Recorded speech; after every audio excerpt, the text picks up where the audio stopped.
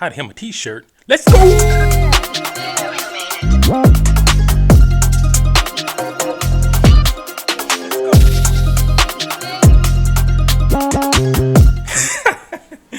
Hey, Maurice Malone here, and I always wanted to do an intro like that.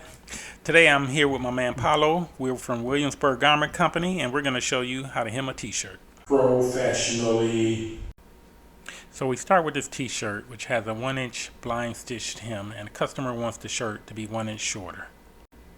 We begin by picking apart the stitching because there's a 1-inch fold at the hem, and we need to undo that hem in order to cut away 1 inch and then make the fold. And next we make the 1-inch mark, and then we cut off the extra fabric. Marking is then repeated, and we draw the real hem line for pressing. And now it's time to sew. And finally, we use an industrial cover stitch sewing machine that creates a stitch pattern that is designed to stretch with the fabric. It makes 2 to 3 straight stitch lines on the top side, while a covering type of pattern that holds the fray in on the underside. And now the shirt is done. We press it and send it back to the customer with the fit of their choice, and it looks just like it came from the factory.